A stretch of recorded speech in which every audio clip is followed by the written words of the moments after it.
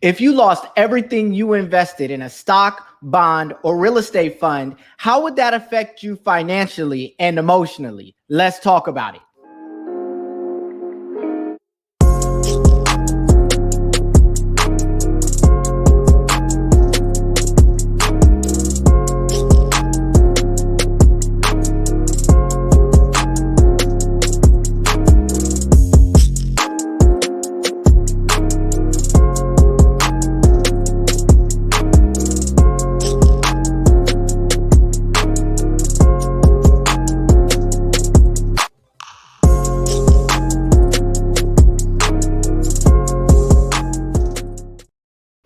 Hey, everybody. Welcome to the hashtag Get Real Woke podcast. I'm your host, Frederick D. Scott. I am a private equity investor, business consultant, philanthropist, author, and contributing writer for Entrepreneur Magazine. I have over 15 years of experience in the finance industry, and I used to own an investment banking and advisory firm. Currently, I hold designations as a financial modeling and valuation analyst, capital markets and securities analyst, commercial banking and credit analyst, and I hold a diploma in Islamic finance. And today is hashtag for the Free Friday. This is the time where I come on every single week and I teach you everything that I think you need to know step by step in an easy to understand format so you can understand it and apply it and continue on the journey to achieving the things you want to achieve in your personal or professional life.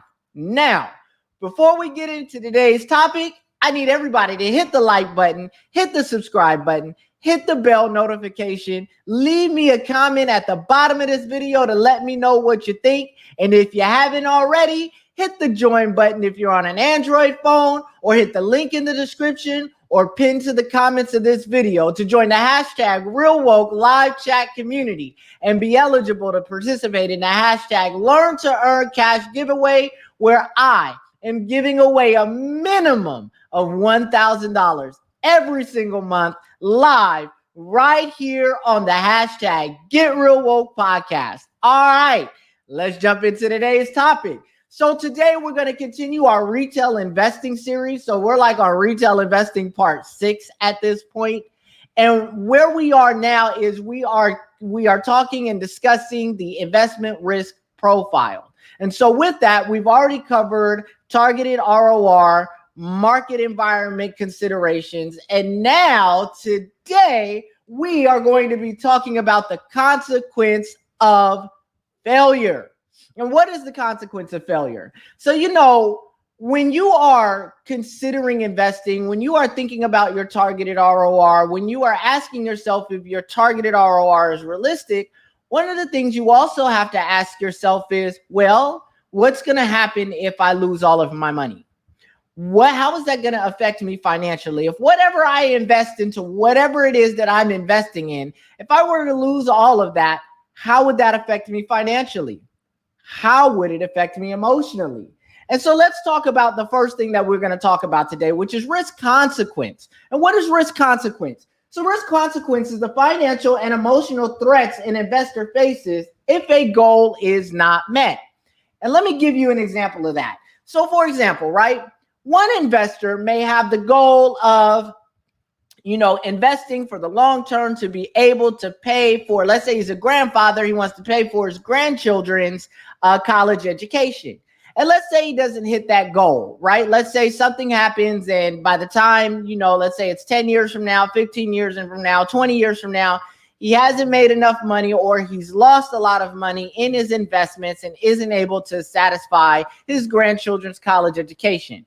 That may be an acceptable loss for him. That may be, the effect of not reaching that goal may be acceptable for him financially and emotionally. He may likely going to be upset that he didn't hit the goal. He's likely going to feel bad for his grandchildren, but at the end of the day, right, life is still going to move on. Conversely, on the other side of that, you have people who would have the same goal in mind, same thought process in mind, and what happens is they don't hit the goal and it is devastating for them. And while it may not be the most devastating hit financially for them, it could be a devastating emotional hit for them.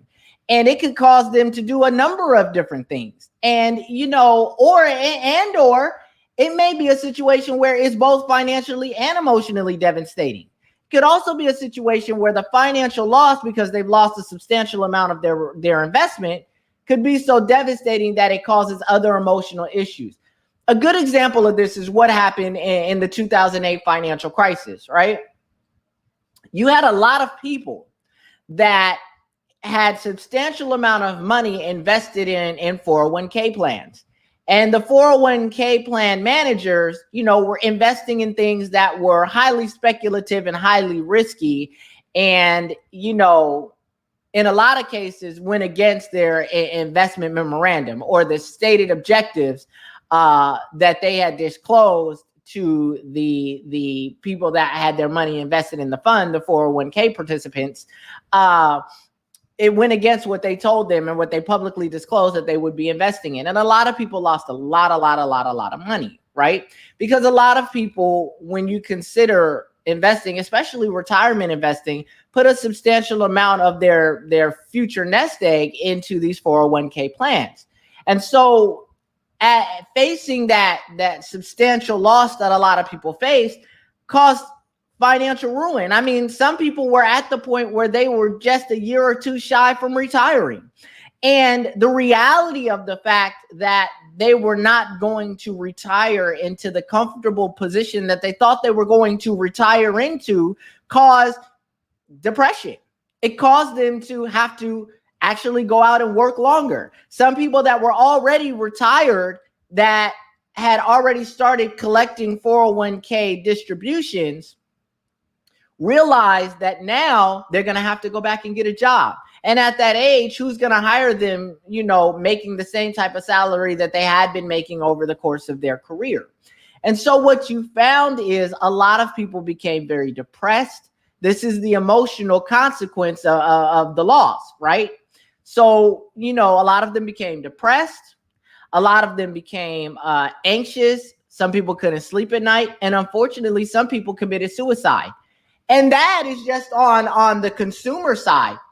There were a number of cases on Wall Street where, Wall Street bankers, had substantial amounts of money invested in different types of exotic financial instruments that were tied to real estate that had seen significant gains in their portfolio growth over the time of the real estate boom. But when everything crashed, people that were multi-millionaires, there were some people that became, they reached the point of poverty overnight. And there were a number of Wall Street veterans, Wall Street bankers that committed suicide. And that's real. So when you talk about, the consequence of failure, as you're considering your investment options and considering the desired targeted rate of return, when you're assessing the realism of that, you also need to be assessing the consequence of failure, the risk consequence. What is this going to do to you financially if you lose all of your money? What is it going to do to you emotionally if you lose all your money? If you were to lose everything you invested, and would that cause you such a financial situation to where you would be destitute? Would it cause you such a financial institution that it would trigger emotional issues that would cause you to do things that would not be characteristic of who you are normally? Would it cause you to consider an alternative way of living to be able to recoup that money that could potentially put you in a criminal situation that could find you in prison? I mean, desperate times sometimes call for desperate measures in some people's minds. And desperate times and desperate people do desperate things, right? And so when you are considering your investments, when you are building out your portfolio and considering the things that you are going to invest in, you have to be, very cognizant of how much you're investing, how much of your total capital that you have available that you're going to be investing, and what is going to happen if you lose that. So, the goal consequence is a key element, to how much portfolio risk you should take. And that's very important that we understand that. And, I didn't expect this video to be a very long video because there's not a whole lot to say about this, right? Because it's common sense. But I often find that, common sense isn't always common. So I need to talk about this because this is very much and very much needs to be in the forefront of your mind when you are, considering investing and you're building out your investment risk profile, and to use that to be able to then build out a portfolio of investments that are right for you based on a number of factors. Now, sometimes what you find is that, the amount of money that you had planned to invest may not be financially wise for you because you realize that, hey, if I lose all of this tomorrow, if I lose all of this in the next 5 or 10 years, right, I'm going to be financially destitute. And so while I want to invest all of this money, maybe I need to pare back. This comes back to what we talked about in a previous video that I'm going to be putting in an end card at the end of this podcast episode, which is the 50-30-20 rule, where 50% of your money goes towards your expenses, your bills, things of that nature. 30% of your money goes towards, the things that you want, and 20% of your money goes towards saving and investing, right? I take the 30%. I use the 50-30-20 rule, and I believe that 30% of my money should go towards savings and investing, and 20%, should go towards more savings and investing. But that's another conversation, right? That's another conversation. That's just my own investment policy. I always want to invest as much as I can because I'm very strategic and intentional and purposeful with my investments, and I do a lot of research, right? But based on the 50-30-20 rule, we're saying that 20% of your money should go towards saving and investing. Now, if you realize that, the risk consequence, the position that you'll find yourself in if you lose that money may not be comfortable for you, or maybe it would be emotionally devastating for you, then you might want to start looking at methodology adjustments. And what do I mean when I say methodology adjustments? Okay, so 20% goes towards saving and investing, and you've decided that you want to put 15% into investing and 5% into saving, right? You might want to adjust that formula and say, you know what, I'll put 10% into saving and 10% into investing, or I'll put 15% into saving and 5% into investing because, I want to hit this targeted ROR. So, whatever that may be. And that what I realize is, based on what you've learned about risk and reward, I'm going to have to take a little bit more risk, which means that I have a higher probability of losing what I've invested.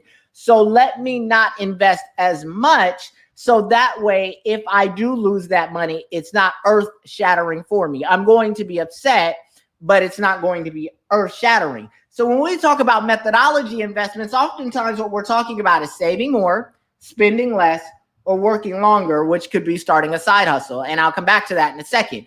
But what you see here is sometimes these methodology adjustments come back to budgeting and saving. This is why, and I hope you guys are starting to understand now why it is that I've covered everything in the order that I've covered it in, because each previous concept is a framework, a foundation for another concept. Everything builds on everything else. So new lessons build on previous lessons.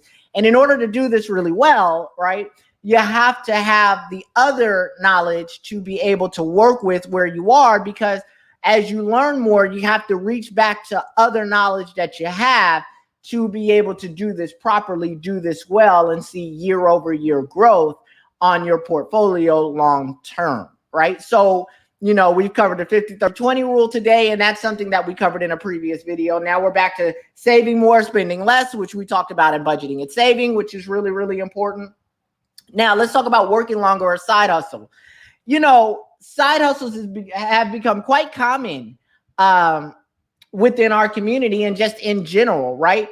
People drive Uber, they have a 9-to-5, but they drive Uber on the side, or they do Uber Eats on the side, or they do Grubhub, or I'm trying to think of some of the other things, Postmates, Target deliveries. I mean, there's a number of different types of side hustles. Some people start small businesses.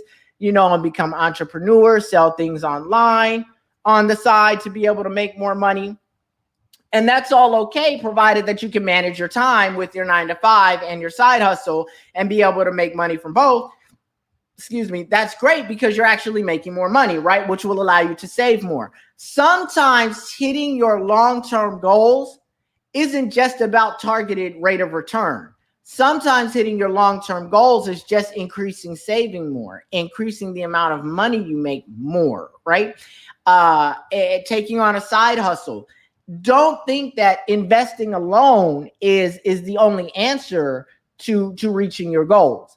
Because if you make the mistake of thinking investing is the only way to reach your goals, then what you end up doing is you put everything into investing. And if something goes wrong, and even in that, don't think that investing in stock is the only way to go. Investing in bonds is the only way to go. Investing in Forex is the only way to go. Investing in cryptocurrency is the only way to go. Investing in real estate is the only way to go. You have to diversify your portfolio amongst multiple different asset classes and understand how they work together, which we'll talk about when we talk about asset classes and portfolio construction and things of that nature.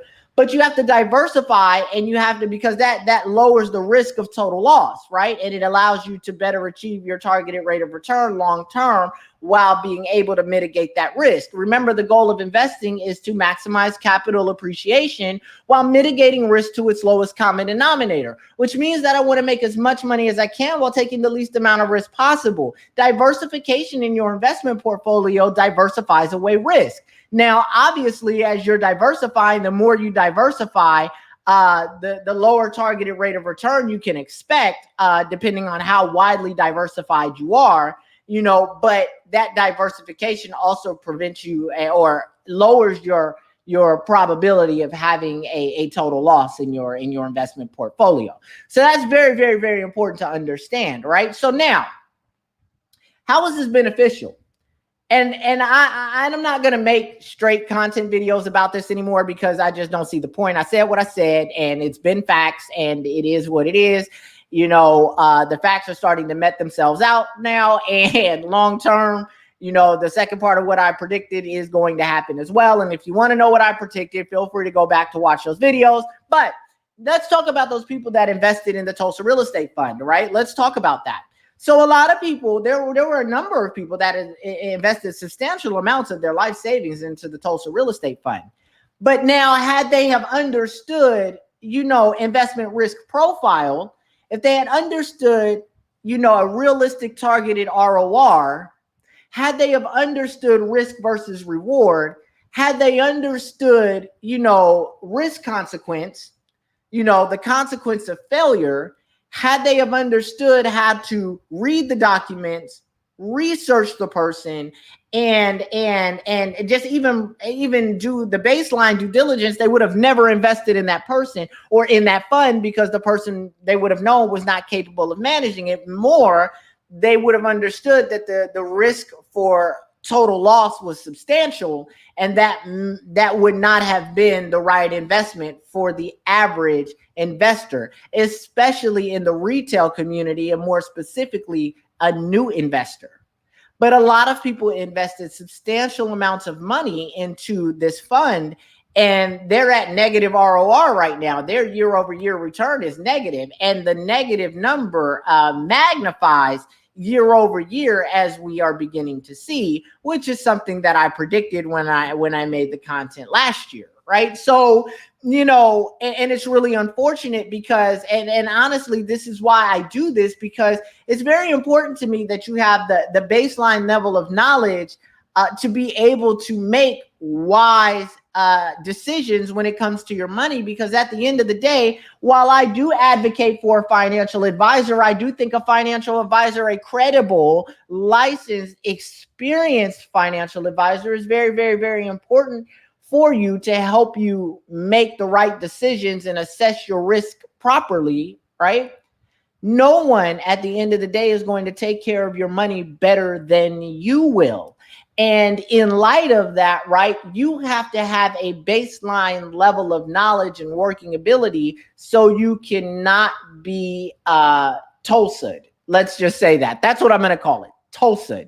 So you can't be swaggy swagged. So you can't be Jay Morrison. So you can't be swindled. So you can't be hustled, because you can make sense out of the nonsense on your own because you have a baseline set of facts and knowledge to work with. So that's why I do this, right? I think it's so very important. So with that said, I pretty much covered what I wanted to cover today. I really didn't think this was going to be a long video because, consequence of failure, risk consequence, goal consequence, and methodology adjustments, are really simple things to understand, really baseline things to understand. But as I said earlier, common sense isn't always common, right? And sometimes you don't know what you don't know, right? And you don't know what to ask. And now thinking about it, you're probably thinking about this as you're watching this video, probably thinking about it now, like, dang, that makes a lot of sense. But do you see how the right conversation triggers the right knowledge and the right thought process in your brain? And all I'm trying to do is really get your brain flowing, get those juices flowing to target the right kind of thought process, the right kind of strategic, logical thinking to help you be able to protect yourself and achieve the things that you want to achieve. So guys, with that said, I hope you like the content. I hope you learned something. I hope you take away something from this. Hope you make it to the end of this one, because this one isn't very long. And, I thank you guys, as always, so much for participating with me, listening to me, and learning and hopefully applying the advice that I provided you. Thank you guys so much. And I need to say this. Thank you guys so very much, because hey, we're over 2,500 subscribers at this point, and that's because of you guys. So keep liking, keep sharing, definitely tell people about this content, and as I always say, hey, listen, hey, if you like it, show me some love. Hit that like button, hit the subscribe button, hit the bell notification, leave me a comment at the bottom of this video to let me know what you think. And hey, what y'all doing, man? If you ain't already done it, man, hit that join button, man, if you want an Android phone. And man, if you want an iPhone, you should have been hit that link in the description if you ain't done it already, or hit the link in the comments of this podcast episode to definitely join the hashtag Real Woke Live Chat community, right? So you can be eligible to participate in the hashtag Learn to Earn Cash giveaway, where I am giving away a minimum of $1,000 every single month right here live on the hashtag Get Real Woke podcast. Hey, listen. Hey, if you don't like money, don't hit the join button. But hey, listen, or don't hit the link in the description. Hey, listen, but if you like money and you want your chance to get this $10,000, because I'm definitely giving away every month, hey, man, go hit that join button, hit that link in the description. All right, y'all? Hey, with that said, until the next hashtag for the Free Friday, I'm out.